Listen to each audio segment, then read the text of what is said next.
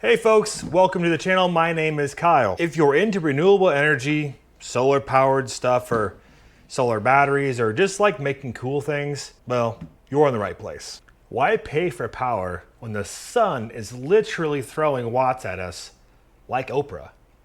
You get a photon, you get a photon, you get a photon.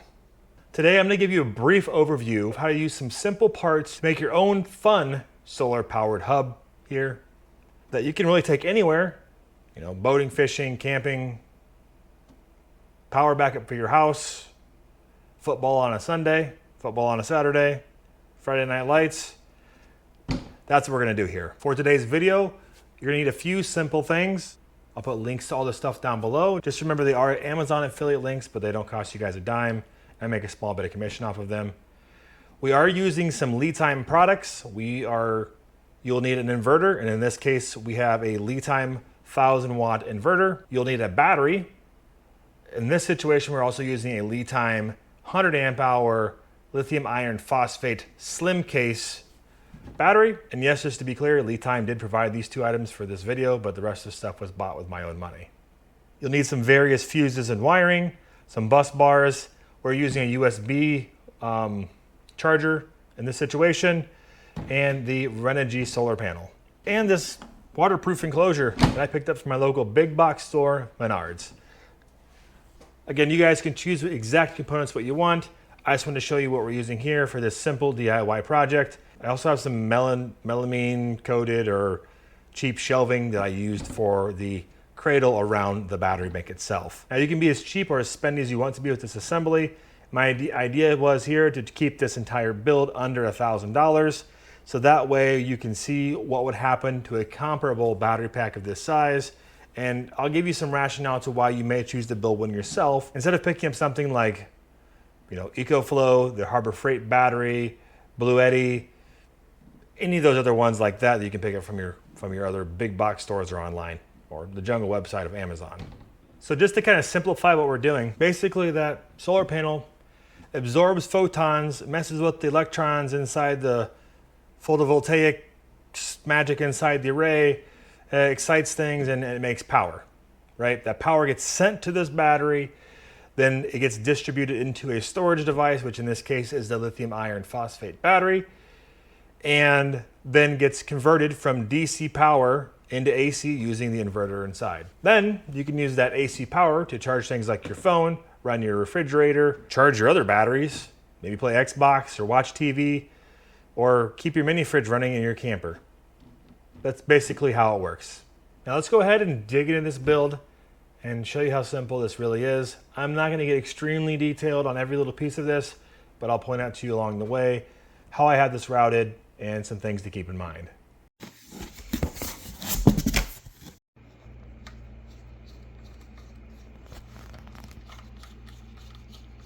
So we got some power bus bars we're gonna use to help splice the solar into the battery so we can charge it with one setup and one set of wires to the battery itself. So we don't have, like, you know, 25 things connected to the center of the battery, if that makes sense. I also picked up some unistrut here.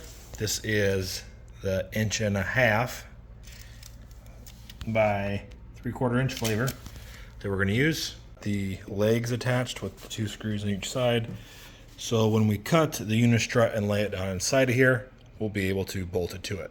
I've also got these little guys here to help support the weight of the unit, and we can run 420 screws down into them to tighten those legs in place. And so the unistrut's gonna be cut to length like so. We're gonna put these inserts in here so we can bolt down through this into here. Those tighten down snugly using those 420 bolts. This is looking really good. I'm liking it. I'm liking it a lot, actually. Again, we'll have some space there underneath of it so air can flow around and through. And we've got a nice rigid base that will sit across this base here inside the tote. So I added this bottom rail, not necessarily to give myself a way to bolt down into the container, but a way to make it snug so it won't move around because there is a little bit of space. The idea is just to keep it stable in the bin here. We'll build a platform up and over here. So this is up off the battery a little bit. We can always stack in a second battery here if we want to. So we'll get this up off of here. We'll have our connections here in the middle with our bus bars. And then we'll be able to pull stuff out of this.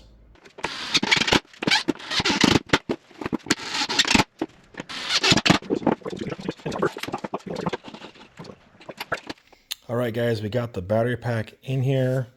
Battery pack. We have the top shelf mounted on. We got the top negative bus bar on. We got the inverter mounted. We're gonna go ahead and start putting the cables on here. All right, we're gonna make some custom cables here. Use the one included here to run from the inverter to the main bus bar here. We need to make a cable for this side. It runs from the battery up to here. So we're gonna go ahead and crimp on some ends. I'll show you how we do that. I'm gonna clamp on this very, very lightly just to hold it. Set this terminal end onto here.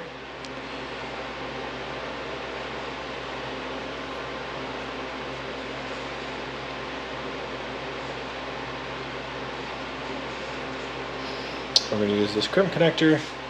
We're just going to straddle it like so.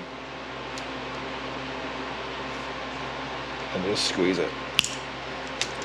And just like that, we have a crimped end that is good to go.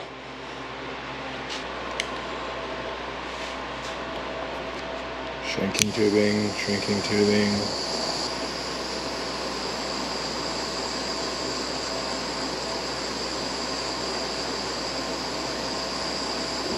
So here is the end result. We have the 1000 watt pure sine wave inverter mounted on top. We have the main cable from it coming over, down and around over to this bus bar. And then the other main power cables, so like the solar cable where the power comes in, is fused into this bus bar, which will then charge the battery. And then I have the main cable that runs back over around here and into the battery itself. Same thing over here on the negative side. We got the negative terminal coming in over here to a breaker. So I have a 100 amp protected breaker. We can turn it on and off to kill power. Over here to the bus bar, and our negative wires coming out to the inverter, and then likewise over here to the power input from the solar panels, and then a separate little USB charger that I put together so we can charge USBs directly out of this DC voltage. Now the battery is mounted on some unistrut down here through the side mounts, and then the unistrut is mounted into some MDF shelving to give myself a good mounting place for all this to go onto. And again, this will all pick up and then set inside of this tote where it is waterproof. In the future, I may add some waterproof inputs and outputs to the front of this thing, and then a fan on the end so I can keep circulation and keep this all running. Pretending like this wants to exist outside in the rain. Typically that's not going to be the case. I'll keep it inside, run cords to here and from there. And so I hear Bob, Susan, Allie, Donald, and Steve in the back screaming, "Kyle, what are you charging it with?" I've got it right here. This is a Renogy portable rigid solar panel that I picked up on Amazon. I'll put links to this stuff below. Everything in this video will have links down below that I'm using to build this. So if you guys choose to use those, just remember there are affiliate links, and I do make a small bit of commission off them. Got this on sale on Amazon. It is a foldable panel, right? And it is 100 watts. Now this specific setup here, being 100 watts, will take longer to charge that battery bank, the LiTime battery. It'll take about 10 hours from fully dead to charge this back up of good sunlight. So really 2 full days, 5-hour days of sun with 100 watt output.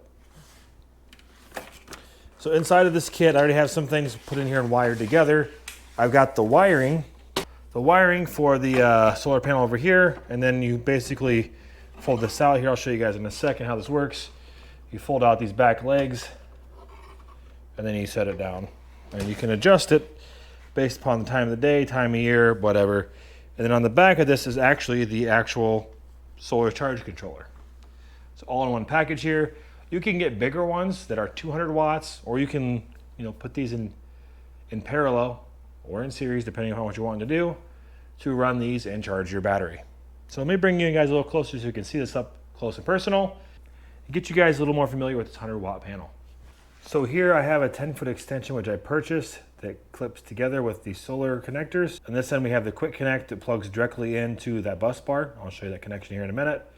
And I can start charging right away. Those wires run up to the back here with the built-in charge controller, which will read out your voltage, your amp hour output, and then your amount of power or amp hours you created in a day. It'll tell you when you have solar panels connected, when the batteries are connected, your battery status. That's all built into here. So the solar charge controller I keep talking about, think about it like the battery's bouncer. It decides who gets in, who gets out, whether or not the battery pack's getting too rowdy. Essentially, it's just making sure it's getting the correct power into that battery. Nothing weird is going on there from all the power coming from the individual solar cells. And like I mentioned, the nice aluminum feet that hold the panel up, which are fully adjustable. And when you're done, this all just folds together. I'll set my wires inside of it, fold it shut, and set it back in the padded case that it came with. Quite honestly, it's a pretty sweet little solar panel. I did some testing with it. I was able to charge the battery from half dead back to full in 1 day, which again is pretty solid. And it was even cloudy on those days. So we'll have to see how this Renogy solar panel holds up, but so far so good. There are other videos on YouTube that talk about it, and it does perform, this brand in general does perform pretty well compared to the competitors, especially at the price per kilowatt hour this thing would produce, or watt hour it would produce in this case. You can easy enough add a charge controller to this so you can charge it with AC power, but I'm not going to do that to begin with because I want this to be a solar unit. This is just how I'm approaching this first battery pack build. Keep it simpler, and you can always add more to it in the future. Or add more of these, 100 amp hour battery packs, because ultimately the more you add, the more juice you have, the more storage you can have, and the more stuff you can run with a bigger inverter. So Kyle, how would you typically use this? Well, this is what I would typically do. So for right now, I'm planning to use this thing as a portable power bank inside of a waterproof enclosure. I have plans to relocate some of these features to be accessible from the outside of this box, and then add fans to keep everything cool. But for now, the intention would be is I would open this lid up and operate it in this configuration when I'm using it. So obviously it's not watertight in that situation. And then on this side here, I have my connector for my solar, which I would then plug into here, and I can run this solar panel 10 feet away. You can get longer wires for the solar panel. I'm just trying to minimize the voltage drop in this situation. And there really is no reason why I won't have this about 10 feet away from myself when I'm charging it. I mean, basically by doing this, we got sunshine that goes into a box. Elon would be proud. When I have this breaker on, I'll have power be able to flow into the battery, and I'll also be able to use this inverter. So here's the final setup. On this side, we have the 1000 watts LiTime pure sine wave inverter. It has a continuous output of 1000 watts with the ability to have a peak surge of 2000. It is a 91% efficient unit, which means it produces 91% of the power that it takes to convert it from DC to AC. AC, DC, DC, AC, it's a band. It has over voltage protection, low voltage protection. It will operate from -4 degrees up to 104 degrees Fahrenheit, so quite a long operating range there. It is about 6.6 pounds in weight and is 11.81 inches long, 6.81 inches wide, and almost 3 inches tall. So it's really a pretty compact unit overall for the amount of power it can put out. It will stay cool as it has its own self-venting fans in the back here.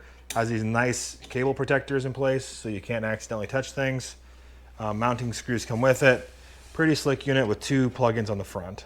Now the low profile LiTime battery, the 100 amp hour slim pack in the bottom here that's buried, has a nominal operating voltage of 12.8 volts. It will charge to 14.4 volts plus or minus 0.2 volts. The recommended charge input current is 20 amps, which is what that solar panel does. It has a max continuous discharge of 100 amps, so you need to make sure you're cognizant of that when you're using the wiring, the breakers. 100 amps, see again, max. And it has a max continuous output of 1280 watts, which again is slightly larger than the continuous rating that this is rated for.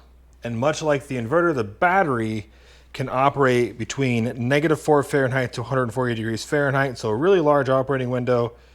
And again, that built-in battery management system makes sure you can't discharge or recharge in an unsafe manner.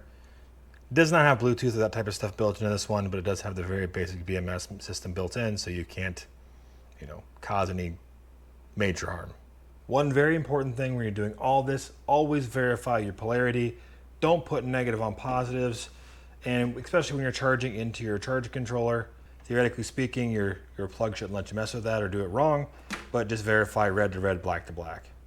Don't use two black wires. It's just, you're gonna end up having a mistake in the end. Just keep in mind for safety, always double check your connections, unless you like sparks, which you shouldn't. So let's go ahead and do a little testing. Since we got it here, we're gonna turn everything on. You'll hear the inverter turn on. We'll turn on this little USB unit. Let's go ahead and plug my phone in because, well, it's about dead. Cool, that looks good. Let's go ahead and also grab a charger. We'll charge this DeWalt battery because it's dead. Throw that on there. And in addition to what we just did, we're gonna plug in the shop vac because I made a mess doing this project and we need to clean up. So let's plug this in here as well. All right, so let's go ahead and turn everything on and we'll see how much power we're using.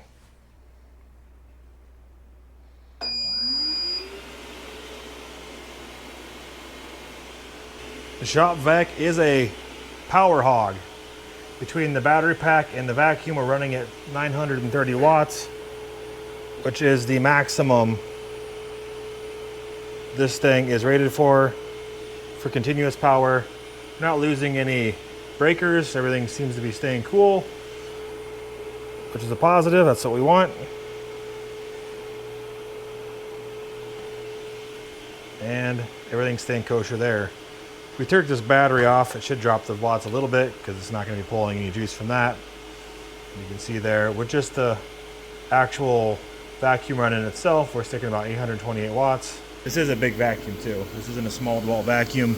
It is a 120 volt, 8 amp. It's a 120 volt, 8 amp vacuum we're running here. No problem.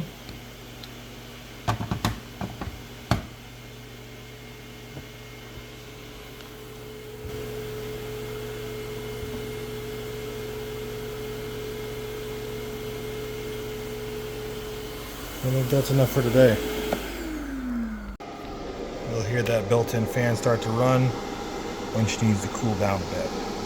But hey, that's why it's there. You want to make sure you have optimal airflow in and around this stuff so nothing gets warm. Looks like it's all working like it's supposed to. So the solar panel is in full use. The sun is just baking out here today. Running over here inside of the battery pack, get it all charged up. If we come down here to the back of the unit, we'll see the current amp output. It is right about 11:30 right now, so we're not at the peak of the day. The charge controller is putting out 4.7 amps. The battery is at 3 bars out of 4, so it's not fully charged, so it's going to keep putting out power. If we look here at the settings, we'll see we've produced 4.7 amp hours of electricity today, and it's currently outputting 13.3 volts. So we'll let it sit here and keep charging. We should be able to get to a full charge stand in the battery. Again, this is the Renogy Voyager solar charge controller, the 12 volt, 20 amp output. And because of the solar array today and time of day, what this will get up into the almost 100 watt output on optimal conditions. Today it's warmer. It's like 90 degrees, so the panel will be less efficient during those times. So you're probably questioning, why would I build something like this versus buying something? If you like doing DIY projects and learning to do things yourself and tinkering, that would be a very good reason to start with, because you learn how the systems work and missed them. And it gives you more flexibility and personal independence, right? That's why I like doing this. This DIY unit's also more scalable. You could basically take this entire thing back out, disassemble it, reuse it, and or add more batteries. I do know the ones in the store you can plug in and make bigger and longer, but then you're buying more of the same thing when you could go buy another $400 battery, stack it in there, and you're ready to go. Essentially, there's no reason to buy a whole unit, again, is what it comes down to. And if you've got problems with the inverter, you can just simply take it out and replace it. Or if you have a problem with the battery or the breaker, you just take it out and replace it. The other ones are like sealed units that you basically have to send back under warranty, which most of the times are under warranty, but do you really want to mess with that? I mean, it's up to you, and you didn't make that decision yourself because I can't make that for you. I mean, and typically you can build something like this cheaper versus buying off the shelf. I'll put a picture here, something similar to it with the price here next to it. I mean, ultimately it's gonna end up being a little cheaper. And the biggest one here is the learning and satisfaction of learning. Helps you understand how it works, how you can troubleshoot it. And really that's the ultimate satisfaction, in my opinion, is the fact that you can put something together and make it work yourself. Now this may not be for you. If you want something that's plug and play with simplicity, no water, no wiring, no soldering, you just go to the store, write a check and pick it up and leave. That's really the biggest difference here. Now this one doesn't have it. We could add it into it, but a lot of those bigger box names like EcoFlow have built-in apps that you can use. You can get different types of inverters and controllers which have apps, unless you like coding and making your own app yourself, which you definitely could do. And in this situation, typically you're not gonna have a warranty on anything besides your battery pack and your inverter. The rest of the stuff are all individual components, which do carry a warranty, but you don't have a warranty on your DIY work. So be willing to make modifications or repair parts yourself if that's what you choose to do. These smaller off-grid or take with you battery banks may not be as cost effective as something like a multi-battery pack system for your off-grid cabin or something like that. The larger the system, the more money you're going to save. I mean, it's just economies of scale because you're just adding basically battery packs to a already currently sized inverter and input system. And that's it, your very own solar powered battery pack, battery bank, electrical magic machine built from scratch. If you found this helpful, informative, or maybe even inspiring, I'd encourage you guys to hit that like button. If you're not a part of the YouTube family, I'd encourage you to hit that subscribe button to follow along. It doesn't cost you guys a dime, helps me out to grow the channel, and maybe finally people like yourself to find this interesting by recommendations. I mean, that's just how YouTube works. And like always, if you have any questions, drop them down in the comments below. I'll do my best to help you get your power pack up and running. Not to be corny, but stay charged, and I'll catch you guys in the next video.